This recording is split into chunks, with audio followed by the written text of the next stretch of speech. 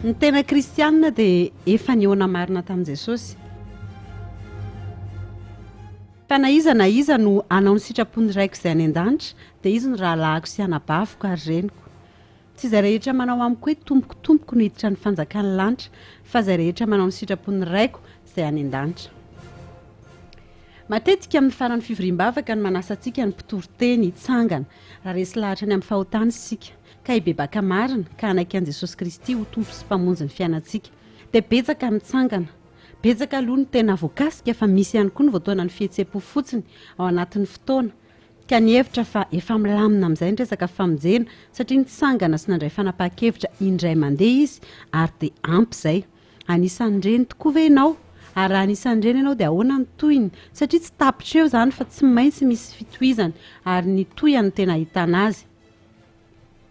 ka mipetraka ny fanontaniana hoe sao dia lalana sensa unika fotsiny izany hoe amin'ny ilany fotsiny ny fanompoana ao an'Andriamanitra amin'izay fahendrenao fotsiny ihany amin'izay eritreretinao ihany arak'izay tianao hanaovana azy dia rehefa alahady na sabotsy ianao dia mijanona kely amin'ny asa dia lasa manompo azy araky ny fiheveranao azy manara-dreny rano tsy mahita fitsarana sy fifaliana akory ao anaty ary mihevitra fa normal izany satria ohatr'izany ny fiainan'ny olona rehetra mivavaka sy mamonjy fiangonana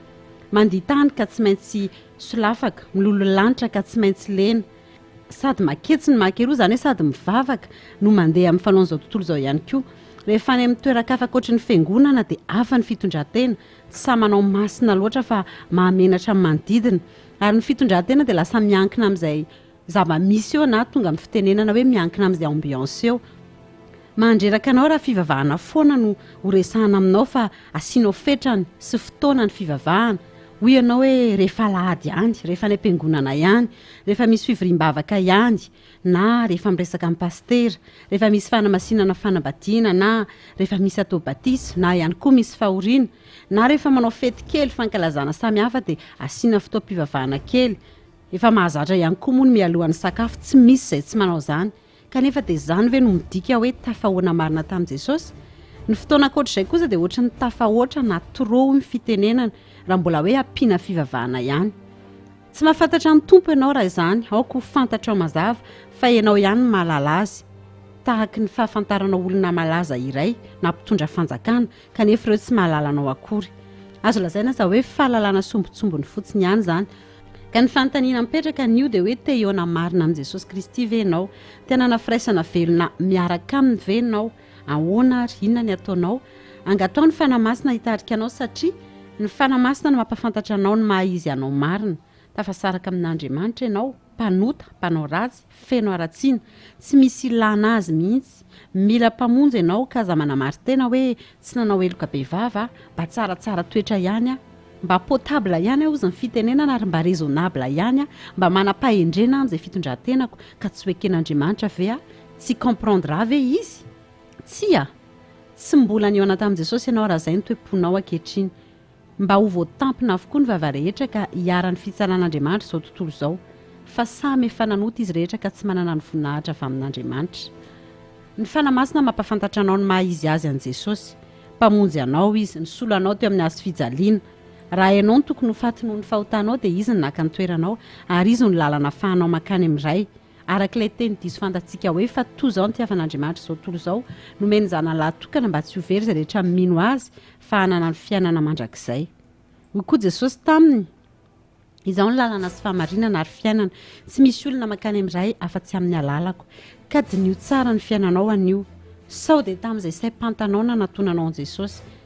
sao dia arak'izay nanafarany ray aman-dreny anao fotsiny na tamin'ny fahazarana na fombafomba arak'izay voasoratra hoe nahoana kosa ianareo ny mandika ny didin'Andriamanitra noho ny fampianarana voatolotra anareo koa dia foananareo ny tenin'Andriamanitra noho ny fampianarana voatolotra anareo raha rahanao sy Jesosy rery ny famonjenanao ianao manokana ny eo anatrehany tsy miankina amin'ny havanao na ny ray aman-dreninao na ny vady aman-janakao ka tandremo sao mamita tena fa mbola fotoana izao andraisinao fanapahan-kevitra ny amin'ny mandrakizay ianao na hiaraka amin'ny tompo ianao na hisaraka amin'ny mandrakizay ny ten'Andriamanitra sy ny fanahiny izay ihany no afaka maritanao ny fifandraisanao marina aminy ankehitriny dia izao no izy koa raha misy olona ao amin'i Kristy dia olom-baovao izy efa lasa ny zavatra taloha indreo tonga vaovao ireo ary tsy misy avy amin'ny ezaka izany fa avy amin'Andriamanitra avokoa ny fanamasina no mampafantatra anao fa lasa ny zavatra taloha ao aorian'ny tena fionanao marina amin'i Jesosy dia lasa olom-baovao ianao ka tsy ampy raha mitonao kristianina fotsiny ianao fa mila an'i Jesosy Kristy ianao ilay teny tonga nofo sy ny fanahiny mitoetra ao anatinao. Rehefa manomboka fantatrao izy dia izy ihany koa mahafantatra anao bebe kokoa amin'ny faneraserana, amin'ny fankamamiana ny fiarahana, fandaniana ny andro sy fotoana hiaraka amin'ny foana, ny fizaranao tsy ambaratelonao, ny famokarana ny vokatra araky ny fanahy.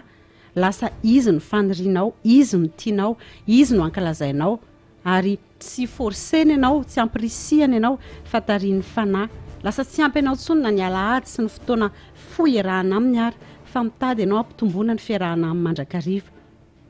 Tsy malainy intsony ianao amaky ny tenin'Andriamanitra ary ino izay rehetra lazainao ary izany finoana izany manosika anao ankatoa izay lazainy isan'andro hivavaka aminy ka tsy hitsahatra. Izay no asa voalohany andrasan'Andriamanitra amintsika, izay no asa fanompoana ankasitrahany voalohany indrindra.